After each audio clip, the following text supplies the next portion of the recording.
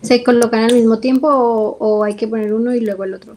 No, hoy en día hay laboratorios, está Galderma, está MediHelp, que tienen la combinación de los dos principios activos en un solo, producto.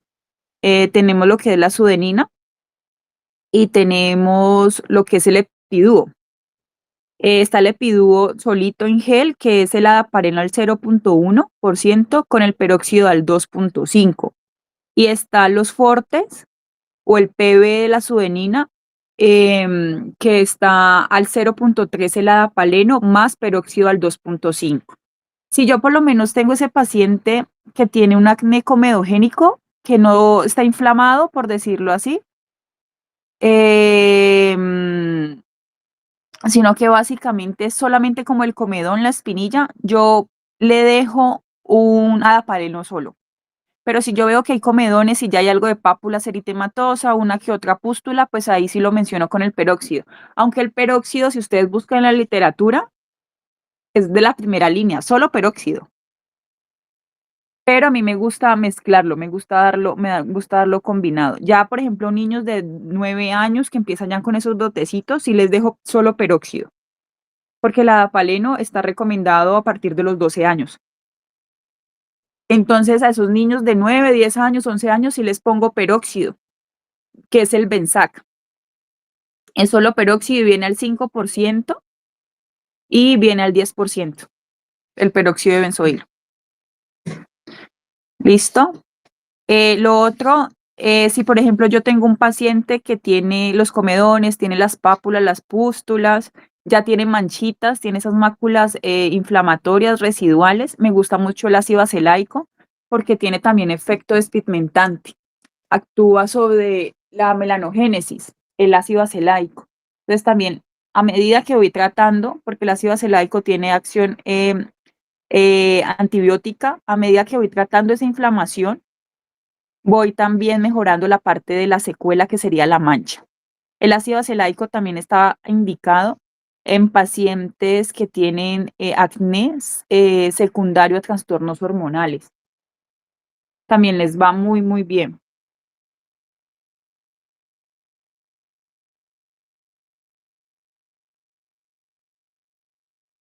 Les va muy, muy, muy bien. Listo, gracias, Doc.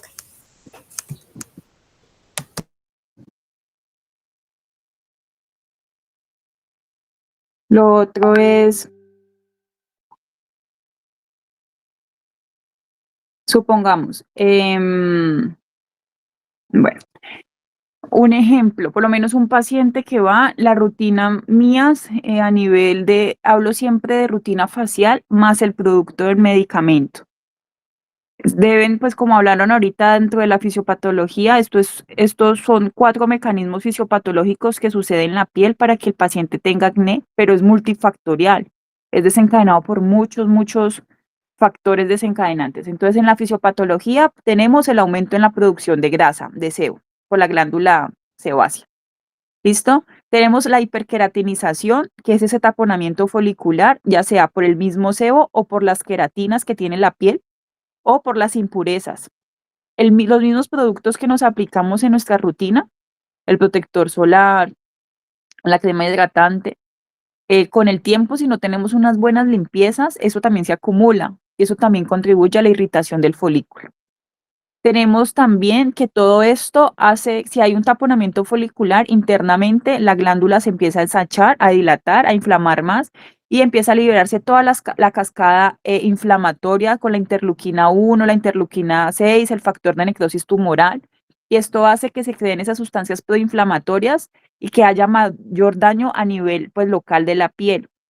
Entonces, por eso es importante decirle a los pacientes, no es solamente es el grano en la piel, perdón la expresión, no solamente es el comedón, es el nódulo, es también tú cómo estés controlado de tus enfermedades, tú qué hábitos tienes, porque eso también depende del sistema inmune. Y todo esto deriva a un buen proceso de cicatrización. Y por último, el Cutibacterium acnes, que el Cutibacterium acnes es una bacteria que tenemos todos en la piel, al igual que el Demodex y al igual que la Malassezia. La función del Cutibacterium es ese equilibrio que mantenemos en la piel en cuanto a la grasa. a la producción de sebo. Pero si el paciente tiene factores que lo hacen propenso al acné, pues este cutibacterio prolifera, causa un desbalance en la microbiota cutánea, causa mayor inflamación. Entonces, por eso esto es o sea, por eso hay que buscar los tratamientos que ayuden a controlar el Cutibacterium, pero que al mismo tiempo sea queratolítico para que no se haya ese tapón folicular, que al mismo tiempo disminuya la inflamación, que al mismo tiempo ayude a sebo regular. ¿Listo? Entonces, muchas veces por eso utilizamos, pues la idea siempre es utilizar dos productos medicamentosos aparte de la rutina facial. Y esos productos medicamentosos, pues son productos que como ayudan a seborregular, son queratolíticos porque ayudan a quitar ese tapón, es decir, que son exfoliativos, van a resecar mucho la piel. Entonces, el paciente sí o sí, siempre dentro de su rutina debe ir con un limpiador facial a base de ácido salicílico, si es que tiene muchos comedones, pero si el comedón no es la lesión cutánea elemental que prevalece, sino más bien las pústulas y las pápulas eritematosas, pues yo no puedo ser tan agresiva. Ya le coloco más bien un jabón suave, un jabón de zinc, un jabón de ácido láctico a baja concentración, un Sindet, porque tampoco puedo ser tan agresiva con mi piel, con la piel de ese paciente. Un hidratante no puede faltar, los hidratantes que tengan, que son antioxidantes, que son antiinflamatorios, ayudan a mejorar también la barrera cutánea en cuanto a las ceramidas y el protector solar. ¿Por qué? Porque esto es una enfermedad inflamatoria y donde hay inflamación, pues la piel va a dejar mancha. Y si yo no lo protejo del sol, pues esa mancha va a quedar para toda la vida, no va a ser residual como tal temporal, sino permanente. Entonces, el protector solar hace parte fundamental del tratamiento de acné y aparte porque los medicamentos que aplicamos para acné son medicamentos fotosensibles. Entonces, si no protejo esa piel, pues se me va a quemar. Eso es como lo básico. Y el tratamiento, entonces ya saben, limpieza facial con el limpiador diario en la mañana y en la noche. Me gusta que en la noche hagan doble limpieza. Al decir doble limpieza no es decir que se laven la cara 2 veces con el mismo limpiador, no. Primero utilizar un agua micelar, utilizar un jabón bifásico y ya luego como tal lavar la carita con el gel específico para cada piel. Aplicarle hidratante, aplicar el protector solar y obviamente aplicar el medicamento. Y decirle el protector solar hay que reaplicarlo, porque es verdad que ha mejorado la costumbre del uso del protector solar, pero no lo estamos reaplicando. Al mediodía nos olvidamos, aquí sudamos muchísimo, nos llevamos las manos a la cara a limpiarnos el sudor, a limpiarnos la grasa, ahí estamos contaminando con las manos sucias la piel. Bueno, o sea, son cosas que uno cree que no, como que no suman, pero la verdad sí suman, todas suman mucho. La parte del maquillaje, las brochas no las estamos limpiando semanalmente, los pomos son pomos de 2 meses, los pomos hay que cambiarlos cada 20 días a un mes, la alfunda de la almohada, cambiarla por lo menos cada 2 días, tener una toalla solo para la cara y esta cambiarla cada 2 días. Entonces son varias cosas que hay que tener en cuenta. Dormir bien. Ustedes que trasnochan, la parte, si ustedes buscan exposomas, está el hábito del sueño. Y por lo menos se debe garantizar 7 horas nocturnas, porque no es lo mismo ustedes ir a dormir en la noche. Ustedes ya saben todo lo del ciclo circadiano y toda la parte del cortisol que se libera en las noches. Sí, mi amor, dame un segundo. Entonces, por eso es importante explicarle bien a este paciente, porque le puedes dejar la mejor rutina. Pero si no cambia este chip del exposoma, de esa inflamación interna, pues no vamos a hacer mucho. ¿Listo? Lo otro es para usted, mencionaron algo de los exámenes que se le pide a las mujeres. Cuando se sospecha de que el acné puede estar asociado a hiperandrogenismo, se sabe que las mujeres hasta los 25 años, pues es normal, por decirlo así, propio de la edad. Pero si esa paciente de 20 años me dice que tiene algún trastorno en cuanto la menstruación, tiene obesidad central, tiene hirsutismo, tiene acantosis nígricans, pues a pesar de que tenga 20 años, yo tengo que sospechar que puede estar asociado a algún trastorno de hiperandrogenismo. O esa mujer después de los 25 años que aún persiste el acné o que tenga signos de hiperandrogenismo, pues no se le pueden negar exámenes. Y esos exámenes básicamente se van a realizar para medir, pues indicar Si se asocia, denme un segundo. Si se asocia o no a hiperandrogenismo. Entonces, en esos exámenes están la testosterona total y la testosterona libre. Está solicitar el DHEAS, que este es para medir pues si hay trastorno en la suprarrenal. También pedimos la TSH para mirar pues la función de la tiroides. También pedimos prolactina, sobre todo en mujeres si tienen trastornos menstrual y que no estén planificando, porque esa es otra, ¿no? En los métodos anticonceptivos, hay métodos anticonceptivos orales que tienen acción antiandrógena, la ciproterona, la drosperinona. Eso también pues tenemos que tenerlo en cuenta. Y obviamente otros exámenes que vamos a pedir adicionales son para mirar la función ovárica, pedir un perfil lipídico, una glucosa en ayunas. Y si ya sospechamos que hay un trastorno como tal ovárico, pues pedimos la ecografía. ¿Listo? Que la ecografía tiene también unos criterios para decir si no, si hay o no ovario poliquístico, porque no es solamente decir aspecto poliquístico, hay que tener en cuenta también el volumen. Si el volumen de ese ovario es mayor de 10, esto ya es un factor, es un criterio para trastornos pues en los ovarios. ¿Listo? No solamente de su aspecto, sino también el volumen que ellos tienen.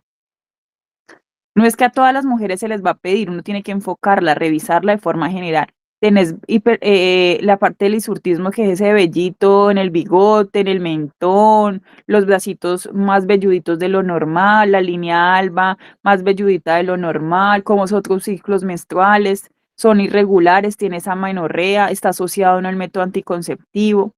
Y a estos pacientes, la espironolactona es lo que estamos dando hoy en día. ¿Listo? Si tienen algún trastorno en esta parte con los hiperandrogenismo, que la testosterona libre o total salga alta, como tal, lo que estamos dando es espironolactona. La espironolactona la damos en dosis de 50 miligramos inicialmente la primera a la segunda semana, en las mañanas y después 100 miligramos. ¿Por qué tiempo? 3, 4 meses.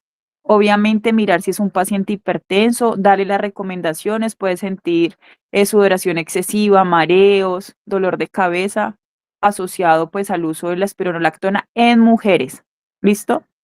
Hombres no damos espironolactona por la ginecomastia, y en mujeres que desean quedar en embarazo prontamente tampoco podemos dar espironolactona porque pues saben los efectos que tiene de feminización en el feto, si es un feto pues varón, si es un hombre. ¿Listo?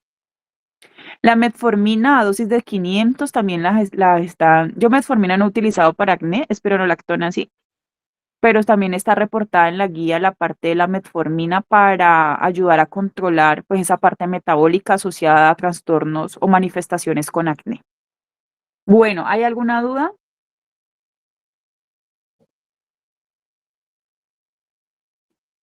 Y ya lo otro, yo hablo a veces mucho, ya la parte de las rutinas, me preguntan las mascarillas en casa, la línea coreana, las limpiezas faciales en cabina. Realmente mascarillas en casa sí recomiendo, mascarillas que no sean tan exfoliativas porque la piel con acné es una piel sensible.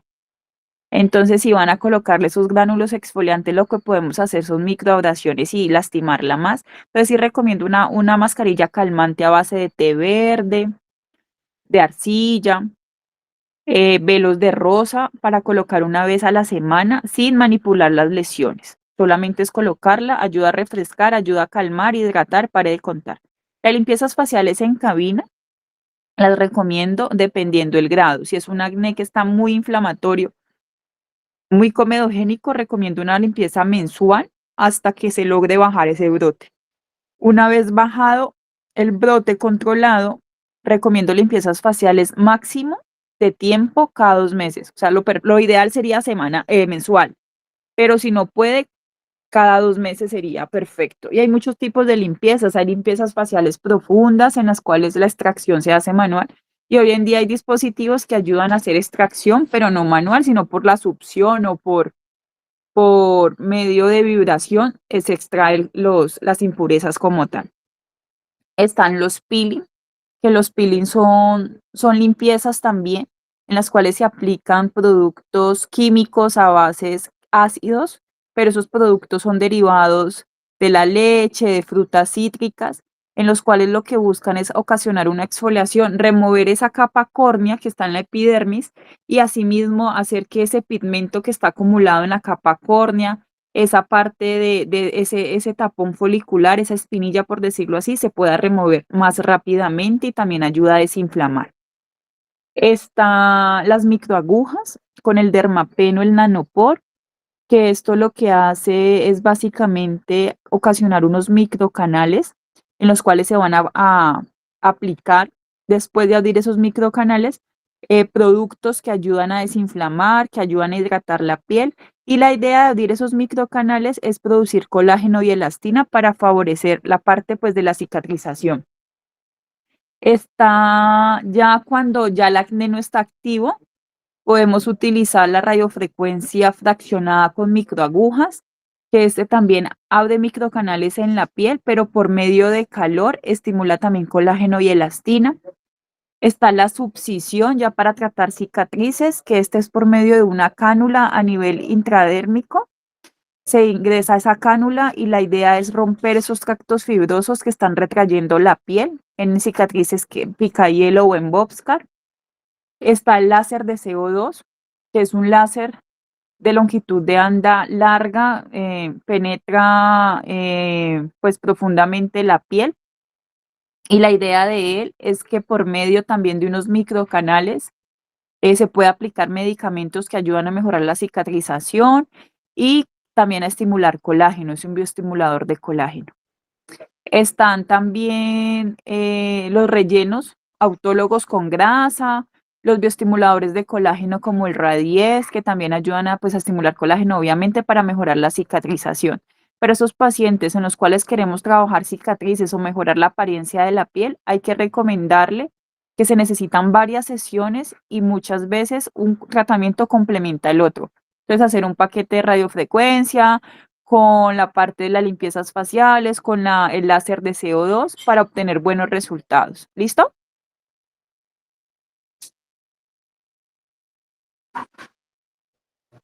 Listo, Bueno, todo muy claro. si no es más de acné, entonces pasamos al último tema, que es rosácea.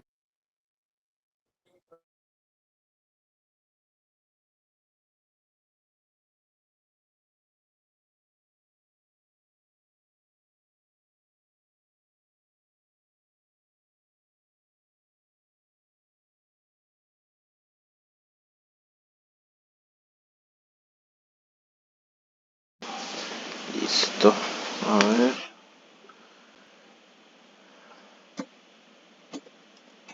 ¿Qué está pasando? Sí, sí está pasando. Bueno, muchachos, buenos días. Pues para finalizar el seminario del día de hoy, pues vamos a hablar un poco sobre lo que es rosácea. ¿Listo? Ay, esto no pasa. ¿Por qué no pasa?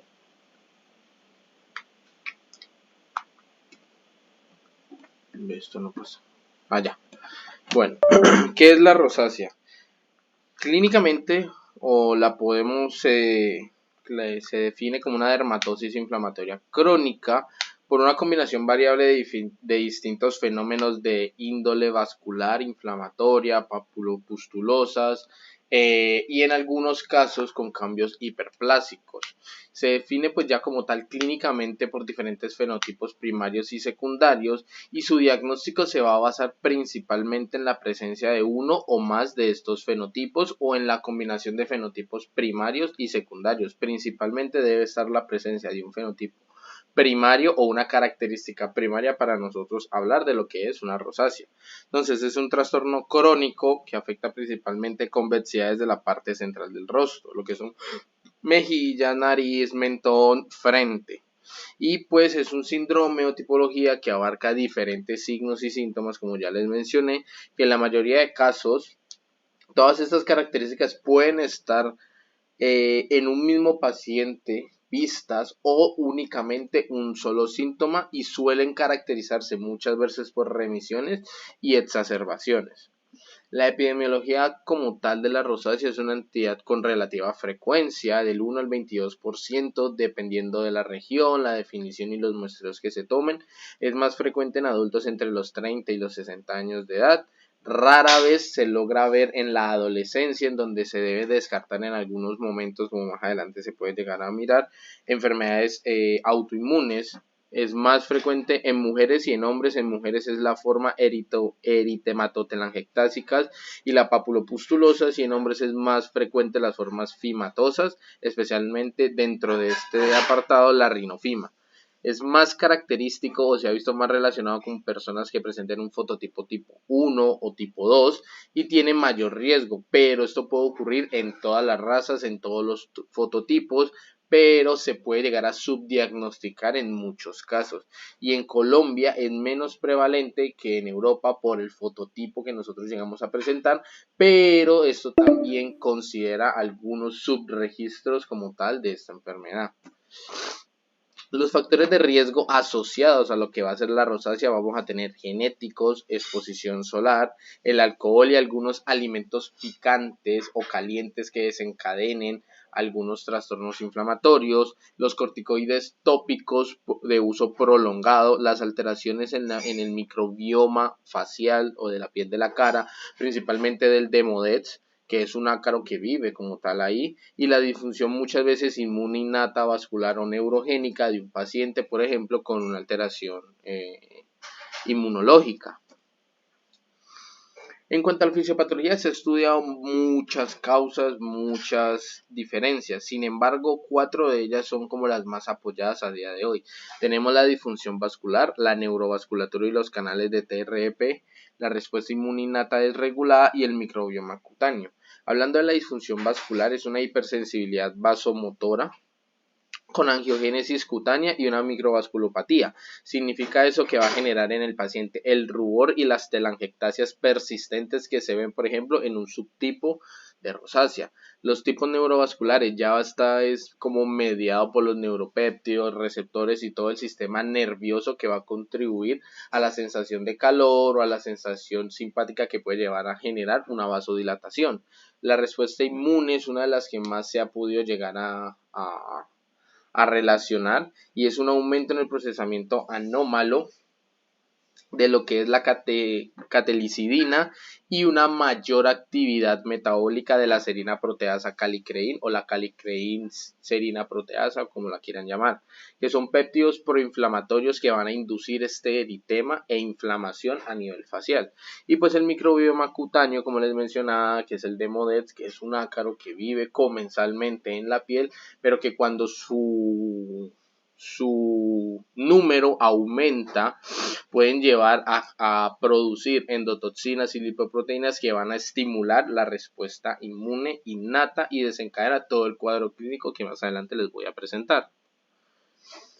Entonces, con todo eso claro, nosotros vamos a ver de que el cuadro clínico, como les mencionaba, va a tener unos fenotipos o características primarias y secundarias, en las cuales necesitamos nosotros sí o sí presentar uno mínimo o más fenotipos o hallazgos primarios de una distribución central, bien sea mentón, nariz, frente, que nos va a indicar la rosácea y puede o no estar acompañada de fenotipos secundarios. Entonces tenemos los hallazgos primarios, va a ser ese eritoma transitorio que va a ser la rubefacción, eritemas persistente, telangiectasias, pápulas o pústulas. Uno de estos hallazgos nos va a ir indicando a nosotros que posiblemente este paciente está cursando con lo que es una rosácea, más los hallazgos secundarios, sensación de quemazón, prurito, placas eritematosas engrosadas, resequedad, edema, afectaciones oculares, lesiones fimatosas, lesiones extrafaciales, que si se acompañan nos van guiando más que todo no a decir tiene rosácea, sino tiene este tipo de rosácea nuestro paciente. Con eso en cuenta o eso en mente, vamos a ver de que se pueden dividir en 4 subtipos principales la rosácea. Vamos a tener la primera y la que más se llega a presentar en la mayoría de los pacientes, que es la eritematotelangiectasia, que vamos a hablar o vamos a ver un eritema central que es persistente con telangiectasias que son visibles y episodios de rubor. Puede llegar a presentar lo que es la quemazón, el escozor y en algunos casos complicaciones crónicas de no manejo o de un manejo inadecuado como dermatitis atrófica, entre otras. Si vemos en la imagen ABC, vemos que hay diferentes grados de este tipo. Esto nos ayuda a nosotros a determinar qué tan afectado está el paciente y nos clasifica en A, leve, B, moderado, C, ya algo severo, que es más que todo la coloración que llega a presentar el paciente junto con estos síntomas subjetivos o fenotipos secundarios que les mencionaba, que va a ser la quemazón y el escozor. Tenemos el otro subtipo que va a ser el pápulo-pustuloso, en donde nosotros vamos a ver pápulas y pústulas inflamatorias con un fondo eritematoso que no va a presentar comedones. Esta es la diferencia clave para nosotros diferenciar con el acné. En el acné vamos a ver esos comedones, como ya mencionaba mi compañera. En este tipo de rosácea nosotros no vamos a ver los comedones, y también, como la anterior, vamos a tener diferentes grados que van a ser la cantidad de lesiones papulopustulosas inflamatorias con fondo eritematoso que va a estar presente en la piel de un paciente.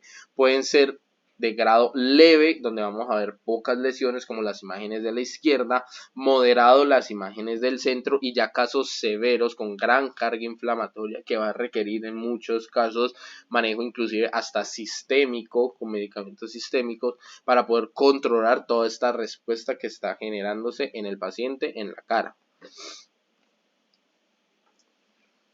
Vamos a ver otro subtipo que va a ser la parte fimatosa, principalmente rinofima. ¿Qué quiere decir esto?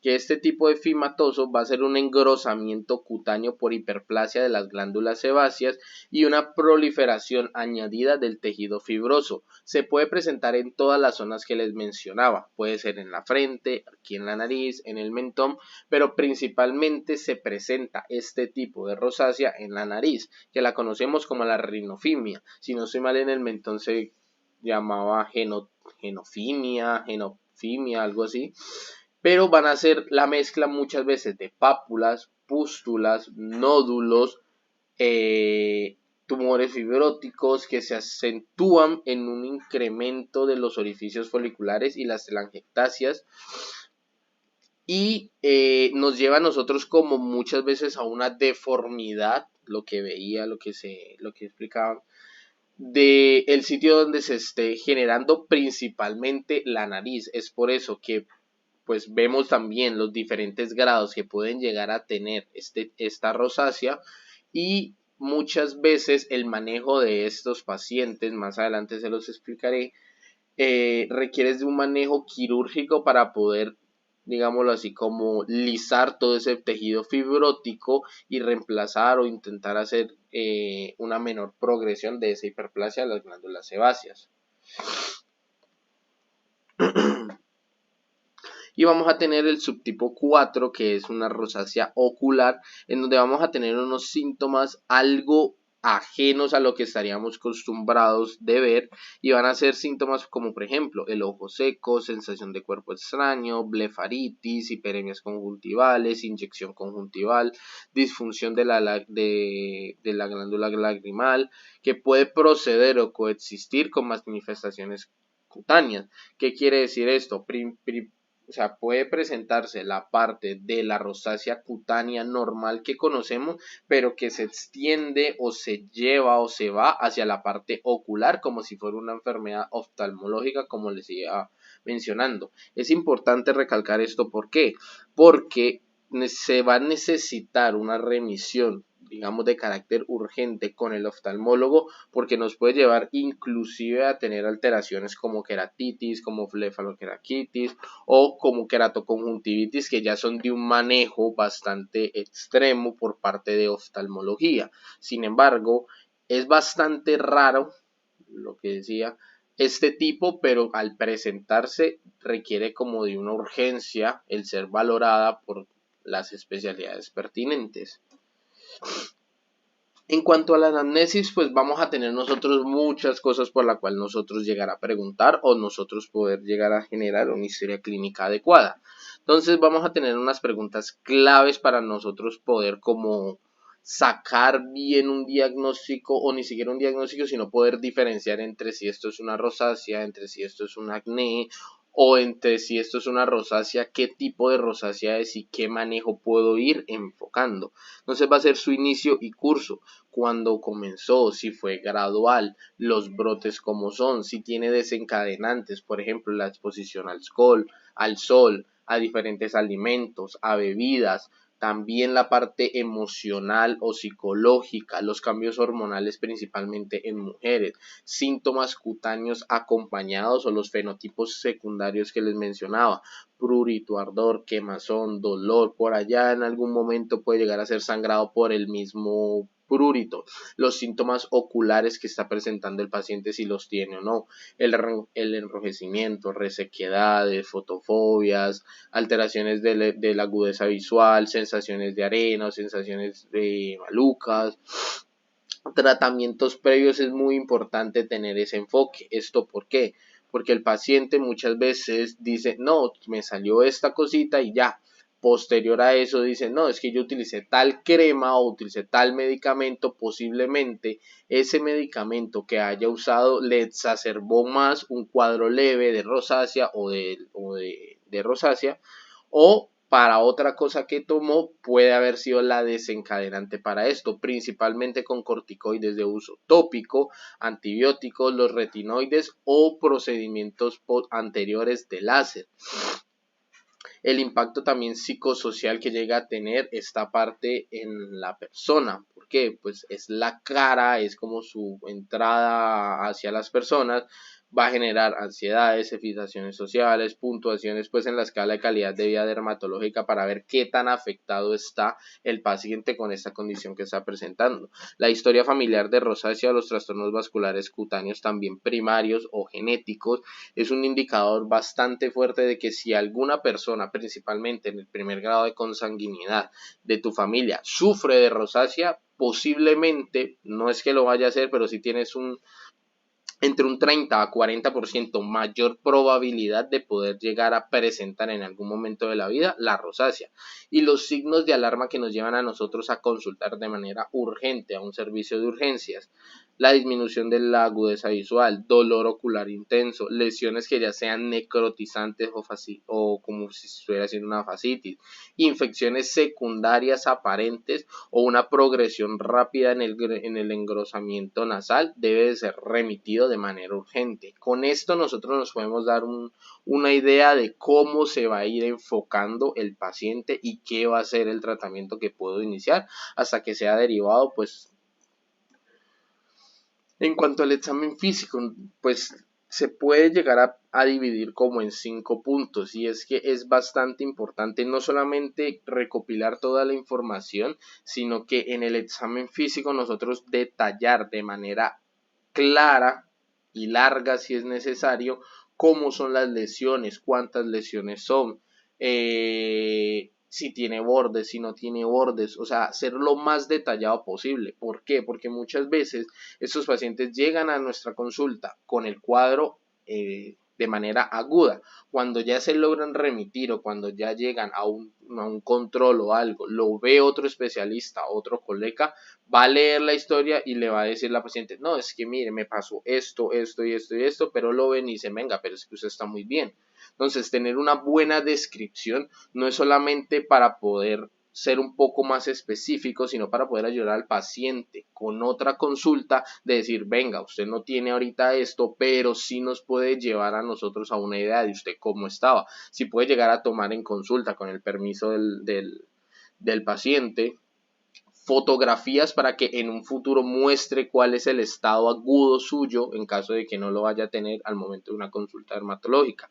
Por eso la inspección estática con luz difusa, directa, fotografías si es posible, documenta lo que es el eritema, las telangiectasias, las pápulas, las pústulas, descamación, edema y el engrosamiento que nos indican diferentes tipos de rosáceas.